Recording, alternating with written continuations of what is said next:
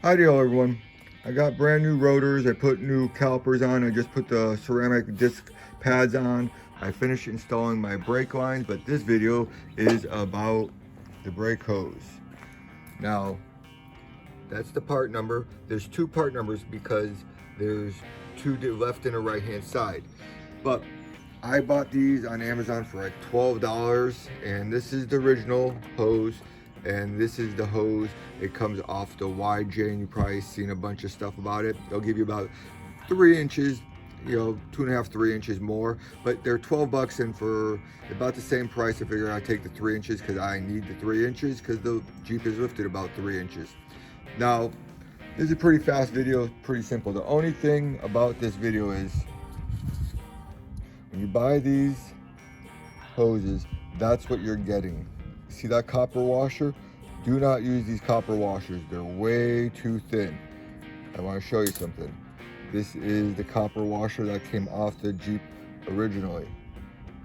Let me focus in. Let me put these two together so you can see the difference. That is a big difference. So do not use these washers. I happen to have some washers laying around, but if you want to buy some washers, you can either buy a 2-pack or a variety pack of washers, and I'm going to focus in on that. You see the number that says 2 25/64 5/8 by 1/16 or 1.6 millimeter. I'm pretty much sure you could use a 1.5 millimeter, but the 1/16, I'm not professional, but that's the one that you should use, and those are going to be, and compared to the original one, you can see it's about the same size, so that's the ones we're going to use. Secondary note, this bolt could not find anywhere at 3 auto stores. They couldn't even look it up, so I'm just reusing the old bolt. So let's get to this video, and it's going to be super quick and easy and pretty inexpensive mod for your Jeep if you lifted it. Okay, let's do this. Now, when you're taking this brake line off, it's going to be a 7/16. At least my new line is a 7/16. That's going to be probably your hardest part. And then taking that bolt out should be pretty easy. And then taking the line off the caliper is going to be 9/16. So not too many tools required. I'm going to put this on first, make sure that I can get this hose because I have to do some bending on the new brake line. So I'm going to put that in. Your impact wrench, I don't use it much, but for stuff like this, the bolt is a 1/2-inch bolt. Make sure it's lined up. Make sure you're going the right direction. I had this thing pretty tight, so I don't need to go that tight. I guess I do need to go that tight. And that's on there. Oh, and I kept my socket too. Okay. So that's pretty easy. Now, you want to reconnect your hose line right now, you can do that, which I'm going to do. You don't have to, but again, like I said, I had to do some bending on these lines, so I want to make sure that I can get this line on there. Okay, that's in there, it's going pretty good. Like I said, 7/16. I think that's the original brake line wrench tube size, but don't quote me.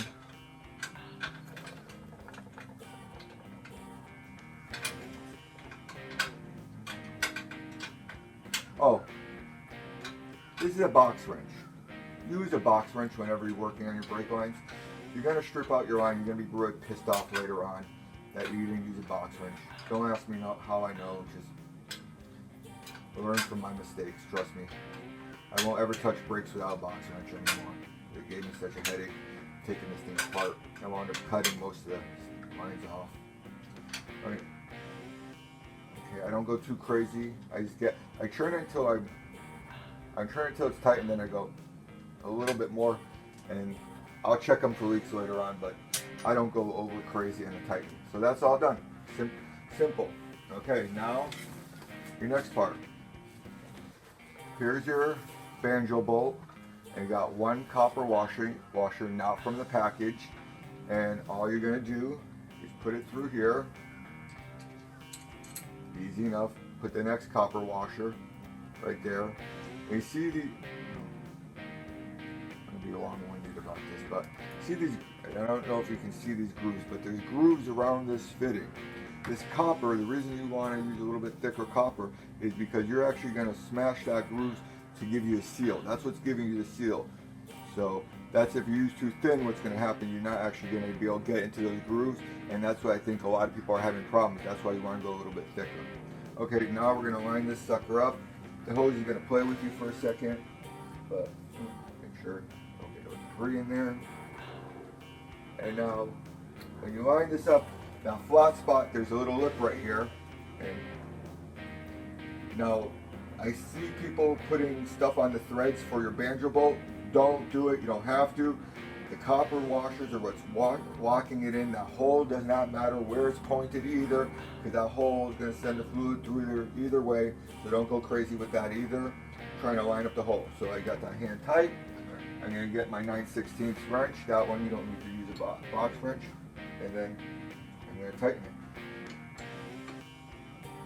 Now, tightening wise, again, people go crazy in the tightening. I tighten it with my wrench until it's tight. And I get, this is a huge socket.